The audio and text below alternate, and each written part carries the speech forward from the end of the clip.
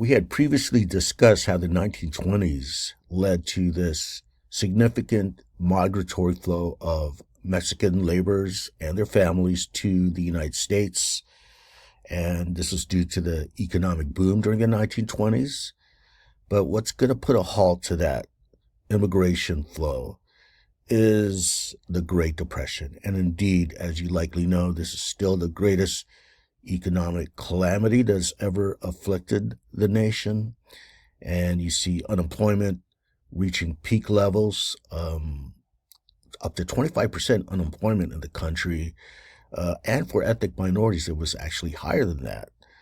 And obviously, this leads to increased job competition. And indeed, jobs that were previously considered undesirable and even shunned by Americans, such as farm work, well, now that's, for some, going through economic pain. Now that's a sought after job. So as a result, Mexican laborers in the United States, and by the way, they're known as obreros. Obreros is spelled Obreros, and it basically means worker. The Mexican obreros or workers suffered due to that spike in job competition. And because they're experiencing this dislocation, they had to search for new jobs. And accompanying that, as mentioned in the slide here, is a spike in anti-Mexican nativism because the Mexican laborers are going to be scapegoated as job stealers, as, taking away valuable jobs, especially because they're paid a lower wage compared to the American worker. Okay, so one result from these forces that are faced by the Mexican laborers is an increase in urbanization. That is to say, you're going to see the shift from rural life of Mexicans, especially if they're farmers, but even if they're railroad workers or what have you, you're going to see a shift from rural to urban living. In other words, the influx, the migration of Mexican laborers in search of new jobs due to the loss of their previous jobs into the urban areas, into the cities. So this is one consequence of their economic dislocation, is movement from the countryside to the city. And you see thousands migrate to cities, especially Los Angeles, but also places like Chicago, Detroit, more in the Midwest. And this is a new phase in this immigration history. This is the urbanization of Mexican immigrants and their families. And indeed, you see the formation of urban barrios, as noted there. And these are the neighborhoods where you find Mexican Americans being located in these segregated areas of the city, right? So you have a combination of immigration from Mexico to the urban areas, plus farm workers who have been dislocated and relocated to the city in search of jobs. For example, in LA, you see the Mexican population exploding by the 1930s. It reached up to 100,000 of Mexican Angelinos. And as you can imagine, they're going to enter these segregated areas of the city. And what would eventually form is the Mexican American communities in East LA and Boyle Heights. And in those areas of Los Angeles, here's where you can find factories that were hiring Mexican labor. Okay, so these factories in the area were providing jobs for them, and hence you have the formation of an area like East LA and Boyle Heights. Yet these were low industrial wages. Okay, it's quote unquote cheap labor, which is, as we know, is a perennial theme in this course. Plus, not enough economic opportunities overall for displaced farm workers and even the immigrants arriving from Mexico. So this led to this area being already segregated, suffering from high rates of poverty. You see subpar and segregated schooling for the children. poor sanitation and poor living conditions, dilapidated housing. So this is what's happening in the barrio for the most part, due to that segregation and the Great Depression, of course, contributing to this. And additionally, you see many young unemployed Mexican youths experiencing police mistreatment and brutality from LA police and sheriffs. And here's a phenomenon whereby the Mexican youths in the city began to be criminalized. There's this notion of Mexicans being inherently prone to criminality, as something in the Mexican blood, so to speak, right? That they're prone to become criminals and street thugs. So this is, again, the criminalization of Mexican youth in LA. And you would see as accompanying this is mistreatment and, again, brutality by the police.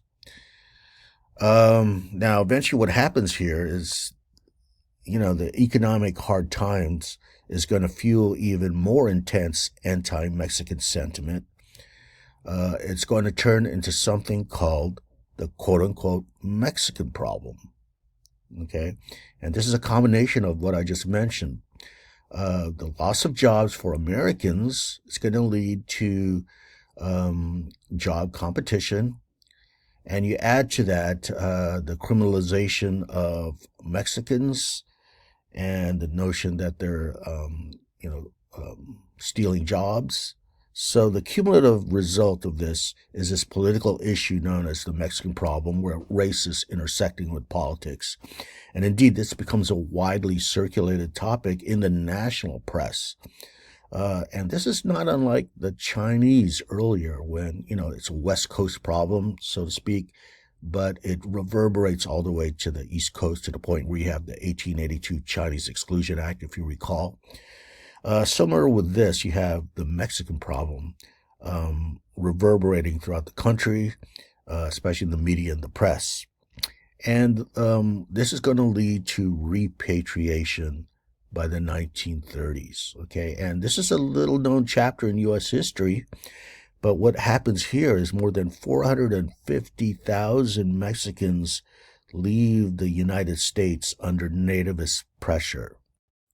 Now, many voluntarily leave on their own, yet also you see thousands of U.S.-born American citizens forced to leave the United States. So it's a massive roundup, is what's happening here, okay?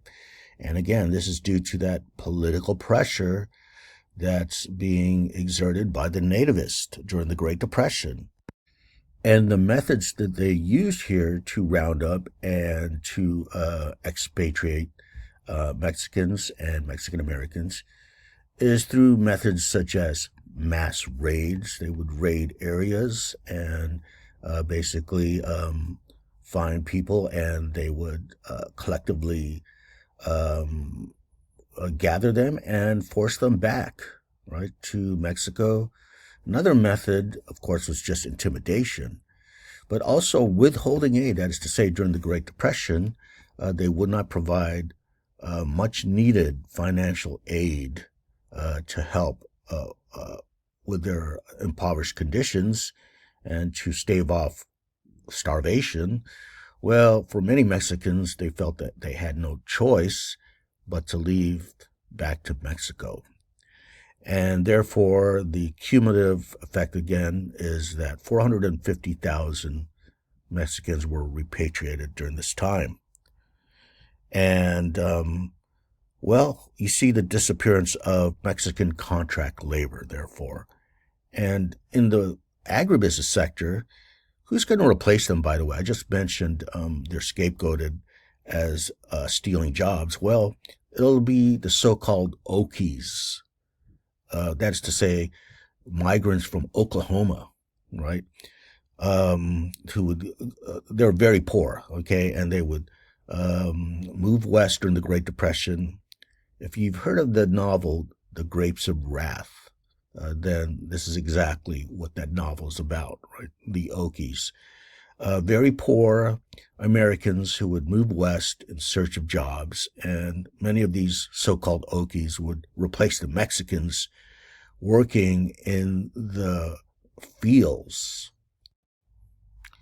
Now, just to move forward just a bit to the 1940s in LA during World War II, there are two particular incidents here that are important in Mexican American history, and it highlights this connection between Mexican Americans, specifically Mexican youth, and how race and the legal system and even the media intersect to further marginalize the Mexican American communities like East LA and Boyle Heights.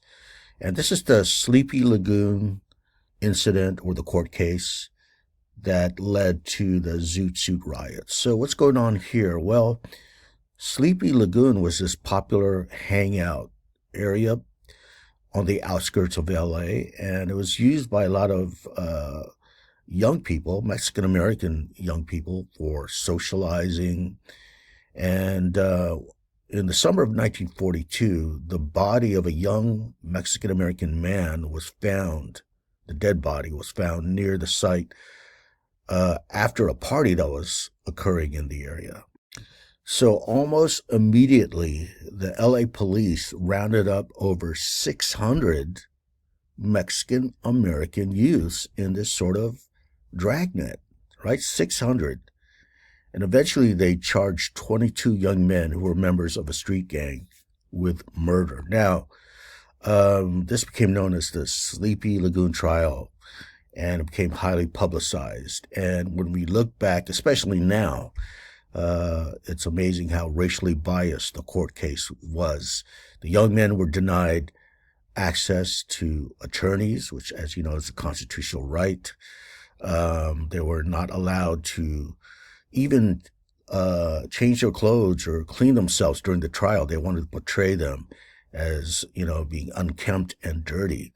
And they were tried as a group, not individually. And to add insult to injury, they were subjected to racist testimony, including this pseudo-scientific claim that Mexicans were, quote unquote, biologically violent. Okay, and eventually 17 of the 22 were convicted, despite no clear evidence linking them to the young man's death. And they later overturned this case on appeal in 1944, okay, because the court denied them due process. Now, linked to this is the Zoot Suit riots, as mentioned here in this slide. And first of all, if you're not familiar with a zoot suit, what does that refer to? Well, it's a fashion that was popular among Mexican Americans and even African Americans and Filipino Americans in the city at that time. And it's basically a rebellious style of fashion where men wore these long coats and high-waisted trousers and very flashy compared to the average suit back then. And indeed, it was a form of cultural expression, as I mentioned. But it became associated with criminality again, with the young persons who were inclined to commit violence. And at this time, in World War II, you had U.S. Navy sailors and servicemen in L.A. about to be sent to the war front, and they became angered by rumors of attacks by Zoot Suiters, and they took matters into their own hands. So sailors roamed the streets of L.A. targeting Mexican-American youth, and they dragged them from restaurants and theaters and even homes. They stripped them of their suits, and they beat them in the streets.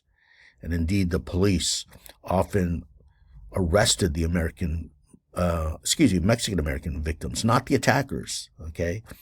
And this became the Zoot Suit riots. And again, it garnered national attention here, and it even spread to other cities, anti-Mexican violence like Philadelphia, Chicago, and Detroit. And again, has to deal with that criminalization of Mexican youth.